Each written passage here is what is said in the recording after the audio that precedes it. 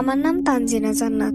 আমি মহিলা মাদ্রাসায় পড়ি। সালটা তখন মাত্র 2023 ক্লাস 8-এ পড়তাম। তখন আমার বয়স ছিল 15। বাসায় আম্মু আর আমরা 2 বোন ছিলাম। বাবা প্রবাসে। প্রতিদিনের মতো মাদ্রাসা থেকে ফিরছিলাম। আমি বাহির হয়ে আমাদের বাসায় ফেরার পথে একটি বাঁশবাগান আছে। মূলত ওইটা পার হলে আমাদের বাসায় আসতে হয়। আজকে ওখান দিয়ে আসছিলাম। হুট করে মনে হলো আমার কাছ দিয়ে একটা হাওয়া বয়ে গেল, অথচ চারপাশ নিস্তব্ধ। তাহলে বাতাস আসলো কিভাবে? যাই হোক, ততটা না ভেবে বাসায় চলে আসলাম। সেদিন আমি রাতে আমার আম্মুর সাথে থাকতাম, তবে আজকে কেমন যেন আম্মুর সাথে থাকতে ইচ্ছে করছে না। তাই আমি আম্মুকে বললাম, আম্মু আমি একা থাকবো। আম্মু একটু অবাক হলো, কারণ আমি অনেক ভীতু একটা মেয়ে। আমি একা ঘুমাতে ভীষণ ভয় পাই। তাও আম্মু বলল, না ভয় পাবা, একা ঘুমানো লাগবে না। তাও জোর করে রাগ দেখিয়ে ঘুমাতে চলে গেলাম অন্য রুমে। আম্মু আরেক তরফা অবাক হলো, কারণ আমি অনেক শান্ত একটা মেয়ে। আমি হুটহাট রেগে যাই না। আমি ভয় পাবো বলে আমার ছোট বোনকে আমার সাথে ঘুমাতে পাঠিয়ে দেন আমার মা। রাত তখন 3টা। হুট করে মনে হলো কেউ আমার মাথায় হাত বুলিয়ে দিচ্ছে। আমি একটু অবাক হয়ে দেখলাম, কই, ছোট বোন তো ঘুমাচ্ছে, তাহলে আমার মাথায় কি হাত বুলাচ্ছে? ভয় ছোট বোনকে অনেকবার জাগালাম, তবে উঠলো না। কিন্তু আমার বোনের কান অনেক সজাগ, একটা আওয়াজ হলে মেয়েটা উঠে যায়। আজ কি হলো? আমি দোয়া পড়ে আবার ঘুমিয়ে গেলাম। এই কাহিনীর পর থেকে আমার কারোর সাথে মিশতে ইচ্ছে করতো না, বিরক্ত লাগতো। আর কোনো ছেলের সাথে তো একদমই না। ইদানিং আমি খেয়াল করলাম, আমার কোনো বিপদ হতে গেলে কেউ আমাকে সাহায্য করে। যেমন কালকে বিকেলে ছাদে একটা ইটের সাথে হোঁচট খেয়ে পড়ে যেতে নিলে মনে হলো সামনে কিছু একটা এসে আমার হাতটা ধরে নিল। আমি ভীষণ অবাক হলাম, কি হলো এটা?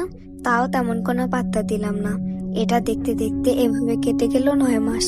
এই 9 মাসে আমার মনে হতো কেউ আমার পাশে বসে আছে।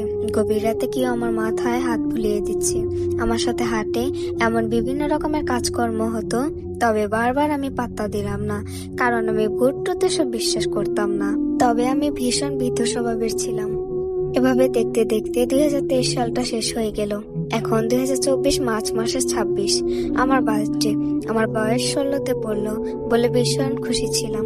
আমি যেহেতু 26 মার্চ স্বাধীনতা দিবসে হয়েছি, তা মাদ্রাসা বন্ধ ছিল। খুশি যেন দ্বিগুণ বেড়ে গেল। সারাদিন হাসি খুশিতে কেটে গেল। তবে সেদিন রাতে আমার রুমের খাটের উপর দেখলাম একটা রিং আর একটা ছোট্ট চিরকুট।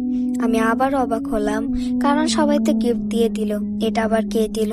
আমার সবচেয়ে বড় কথা, রিংটা ছিল একদম অন্যরকম।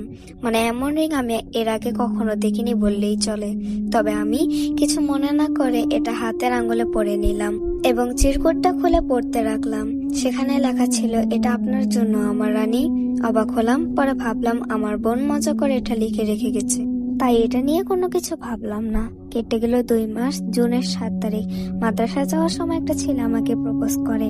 আমাদের সামনে স্কুল একটা, ওই স্কুলেরই ভাইয়া। আমি ওনাকে কিছু না বলে চলে এলাম। তার 4 দিন পর শুনলাম সামনের স্কুলের একটা ছেলে নিখোঁজ। আর 4 দিন কেটে গেল, আর কয়েকদিন শরীরটা এখন অনেক খারাপ থাকলো। আম্মু ডাক্তার দেখিয়েছে, লাভ হয়নি। পরে না পেরে 2024 সালে লাস্টে একটা হুজুরের কাছে নিয়ে যায়। হুজুর বলল, কোন এক ভালো জিন আছে আমার সাথে, যে আমাকে ভালোবাসে। আম্মু একটু ভয় পেল, বলল, এখন কি করার হুজুর?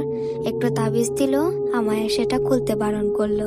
সেটা পড়ার পর থেকে এখন আর কোনো সমস্যা হয় না, এখন সবই ঠিক আছে।